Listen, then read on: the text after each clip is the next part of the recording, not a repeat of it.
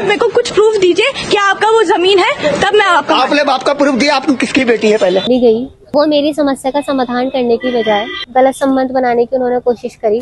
Hello नमस्कार आदाब, मैं भी दोस्तों आज हम बात करेंगे एक ऐसे भारत की जहां अगर आप पत्रकार हैं तो शेरनी बनकर दहाड़ सकते हैं, और अगर आप नेता हैं तो बिना पढ़े विकसित भारत बना सकते हैं, और अगर आप आम आदमी हैं तो आप बस सरकारी गड्ढों में गिरकर मर सकते हैं।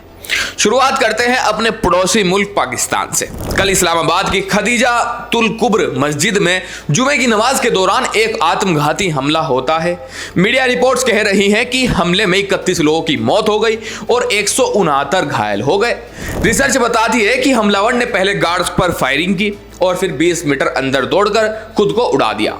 इस्लामाबाद जो पाकिस्तान का सबसे सुरक्षित शहर माना जाता है दोस्तों, वहां के इमाम बाड़े तक सुरक्षित नहीं है। पाकिस्तान दुनिया को आतंकवाद का पाठ पढ़ाता है, लेकिन खुद के घर में आग लगी है। सुरक्षा एजेंसियां कह रही हैं कि हमलावर का अफगान लिंक है। अब जरा अपने घर लौटते हैं दोस्तों भारत में और बात करते हैं पत्रकारिता के नए सर्कस की। रिपोर्ट तुलसी वशिष्ठ जी एक गरीब शख्स की झुग्गी के कागज मांगने पहुंची। जब उस शख्स ने शांति से बस इतना पूछा, मैडम अपनी पहचान तो दिखा दो, तो मैडम का पत्रकारिता वाला चोला उतर गया दोस्तों। कागज दिखाने के बजाय वो चिल्लाने लगी कि मैं हिंदू शेरनी हूँ। क्योंकि आप मेरे को कुछ प्रूफ दीजिए कि आपका वो जमीन है, तब मैं आपका। आपने बाप का प्रूफ दिया? आप किसकी बेटी है? पहले आप मेरे अस्तित्व पे सवाल मत चाहिए। आप मेरे पे सवाल नहीं उठा सकते। मेरा बाप एक है, मैं सीना ठोक के बोल सकती हूँ। सवाल मत उठा। मैं एक हिंदू शेरनी हूँ, मैं ऐसे ही सीना ठोक के बोल सकती हूँ। अरे मैडम, सवाल जमीन का था, आप जंगल की बातें करने लगी। इसे कहते हैं जब जवाब ना हो तो धर्म का कार्ड निकालो और चिल्लाना शुरू कर दो। रिपोर्टर बनने गई थी ये जंगल की रानी। तीसरी खबर बिहार से है दोस्तों, जहां 2047 में विकसित भारत की नींव रखी जा रही है।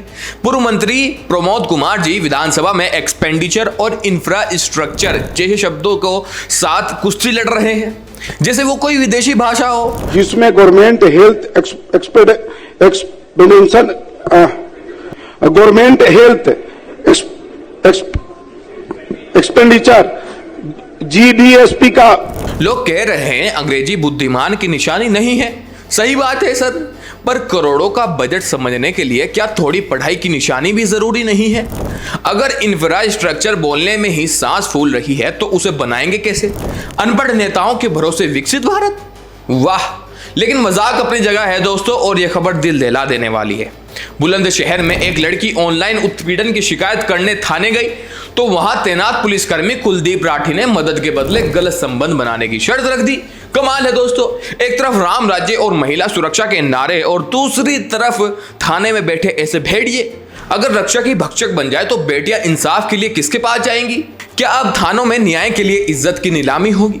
प्रशासन जी, क्या आपके बुलडोजर का रुख इधर भी होगा? और आखिर में दिल्ली के जनकपुरी की वो तस्वीर दोस्तों जिसने सबको झकझोर दिया। 25 साल के बैंक कर्मचारी कमल ध्यानी की मौत दिल्ली जल बोर्ड के खुले गड्ढे में गिरने से हो गई। परिवार रात भर 6 थानों में चक्कर काटता रहा, पुलिस से मोबाइल ट्रेस करने की मिन्नतें करता रहा, पर पुलिस ने कहा सुबह आना। अगर पुलिस ने रात में ही मदद की होती तो शायद कमल जिंदा होता।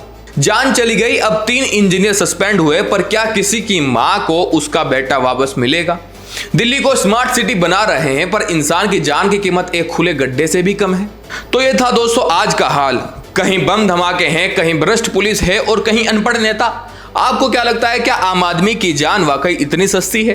कमेंट्स में अपनी राय जरूर दें, और हाँ, घर से बाहर निकले तो गड्ढों में बचकर रहिएगा, क्योंकि सिस्टम आपकी सुरक्षा नहीं, बस आपकी फाइल बंद करने का इंतजार कर रहा है। तो जल्दी लौटूंगा एक और नई वीडियो के साथ। जय हिंद।